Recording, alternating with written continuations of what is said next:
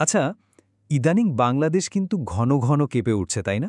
একবার না, পরপর বেশ কয়েকবার। তো আমাদের পায়ের নিচে আসলে হচ্ছেটা কি? চলেন, আজ এই রহস্যের একদম গভীরে যাই। সবার মনেই কিন্তু এখন একটাই প্রশ্ন, কেন এভাবে বারবার কাঁপছে দেশটা? এটা কি শুধুই ছোটখাটো কাঁপুনি, নাকি সামনে আরও বড় কোনো বিপদের সংকেত? চলুন আজ এই প্রশ্নগুলোরই উত্তর খোঁজার চেষ্টা করা যাক। তো উত্তরটা খুঁজতে গেলে প্রথমে আমাদের দেখতে হবে সাম্প্রতিক ঘটনাগুলো।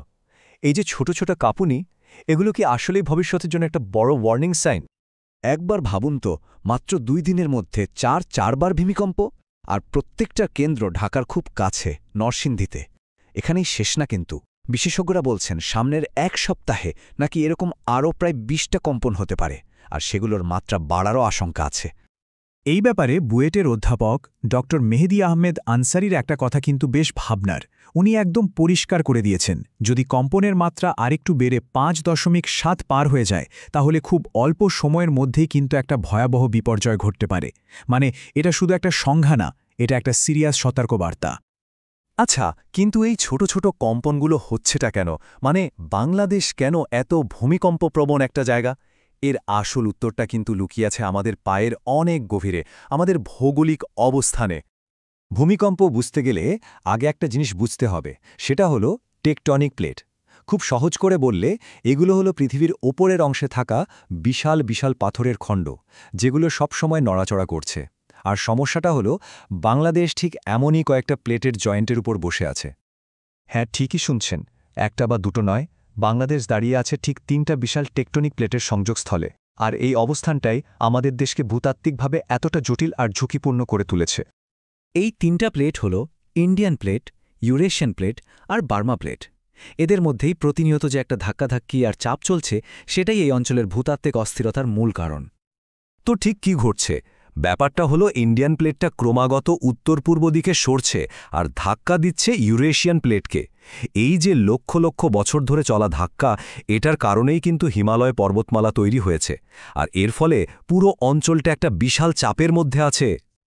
কিন্তু গল্পটা শুধু এই 3 প্লেটের সংঘর্ষেই শেষ না। বিজ্ঞানীরা সাম্প্রতিক এই কাঁপুনিগুলোর পেছনে আরও বড়, আরও ভয়ঙ্কর একটা বিপদের আশঙ্কা করছেন। কি সেই লুকানো বিপদ? ঢাকা ইউনিভার্সিটির অধ্যাপক ড সৈয়দ হুমায়ুন আক্তারের এই কথাটা শুনলে কিন্তু একটু চমকে উঠতে হয়। উনি বলেছেন যে প্লেটটা লকড বা আটকানো ছিল, সেটা এখন আনলক হচ্ছে বা খুলে যাচ্ছে। এর মানে কি? এর মানে হলো এতদিন ধরে প্লেটগুলোর মধ্যে যে প্রচণ্ড শক্তি জমা হচ্ছিল, তা এখন বের হতে শুরু করেছে। 2016 সালে কলাম্বিয়া ইউনিভার্সিটির একটা গবেষণায় প্রথম এই বিপদটার কথা বলা হয়। এটার নাম দেয়া হয়েছে মেগা থ্রাস্ট ফল্ট। এটা একটা সাবডাকশন জোনে আছে, মানে এমন একটা জায়গায় যেখানে একটা টেকটনিক প্লেট আর একটা নিচে ঢুকে যাচ্ছে। আর এই বিশাল ফাটলটা আমাদের গঙ্গা আর ব্রহ্মপুত্র অববাহিকার নিচে মাইলের পর মাইল পলিমাটির গভীরে লুকিয়ে আছে। আর এই ফল্ট থেকে কি পরিমাণ শক্তি বেরোতে পারে জানেন? গবেষণা বলছে এখান থেকে যদি ভূমিকম্প হয়, তার মাত্রা রিক্টার স্কেলে 9 পর্যন্ত যেতে পারে। ভাবা যায়, এটা একটা অবিশ্বাস্য রকমের শক্তিশালী ভূমিকম্পের ইঙ্গিত। আর সবচেয়ে চিন্তার বিষয় কি জানেন? এই ফল্টটাতে প্রায় 800 থেকে 1000 বছরের শক্তি জমা হয়ে আছে। মানে 1000 বছর ধরে এই শক্তিটা বের হওয়ার কোনো সুযোগ পায়নি। একবার ভাবুন, এই বিপুল শক্তি যদি একসাথে বেরিয়ে আসে, তাহলে এর ফলাফলটা কতটা ভয়ঙ্কর হতে পারে। ভবিষ্যতে কি হতে পারে তার একটা আন্দাজ পেতে হলে আমাদের একটু ইতিহাসের দিকে তাকাতে হবে, কারণ এই অঞ্চলে বড় ভূমিকম্পের ঘটনা কিন্তু নতুন কিছু না। এই টাইমলাইনটা একটু খেয়াল করুন। প্রায় 1000 বছর ধরে সিলেট টেকনাফ অঞ্চলের সাবডাকশন জোনে শক্তি জমছে। অন্যদিকে 1762 সালে কক্সবাজার মিয়ানমার অঞ্চলের ফল্ট লাইন থেকে একবার শক্তি বেরিয়ে গেছে একটা বড় ভূমিকম্পের মাধ্যমে। তাই এখন আশঙ্কাটা হলো উত্তরের যে শক্তিটা এতদিন ধরে জমা ছিল, সেটা বেরিয়ে আসার সময় হয়ে গেছে।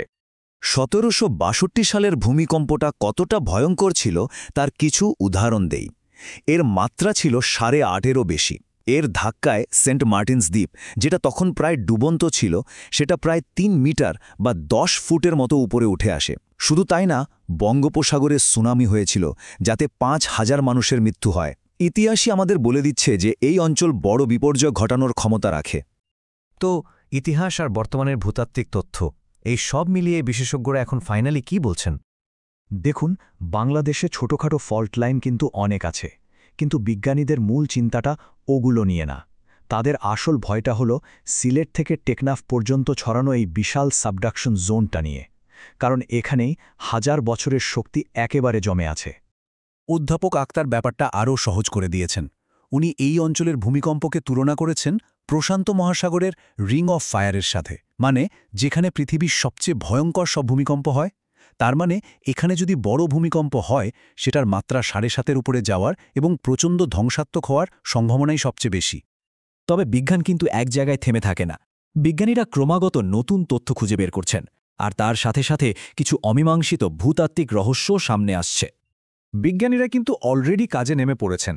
ঢাকা বিশ্ববিদ্যালয়ের একটা টিম নরসিংদীতে গিয়ে যেসব জায়গায় মাটি ফেটে গেছে সেখান থেকে নমুনা নিয়ে এসেছে। এখন ল্যাবে এই নমুনাগুলো পরীক্ষা করে বোঝা যাবে সাম্প্রতিক কম্পনগুলোর আসল উৎস কোথায় আর ওগুলো ঠিক কতটা গভীর থেকে আসছিল।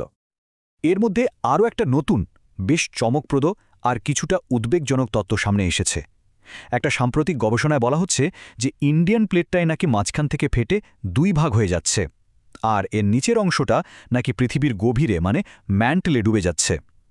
যদি এটা সত্যি হয়, তাহলে এটা পৃথিবীর ওপরের স্তরে নতুন করে চাপ তৈরি করবে আর ভূমিকম্পের ঝুঁকিও অনেক বাড়িয়ে দেবে। তবে হ্যাঁ, বিজ্ঞানীরা বলছেন এই তত্ত্বটা নিশ্চিত করার জন্য আরও অনেক গবেষণা দরকার। সব মিলিয়ে ব্যাপারটা দাঁড়াচ্ছে যে আমরা এক বিশাল অদৃশ্য ভূতাত্ত্বিক শক্তির ওপর বসে আছি, যে শক্তিটা হাজার বছর ধরে জমা হচ্ছে। সাম্প্রতিকই ছোট ছোট কাঁপুনিগুলো কি সেই ঘুমন্ত দৈত্যকে জাগিয়ে তোলারই ইঙ্গিত?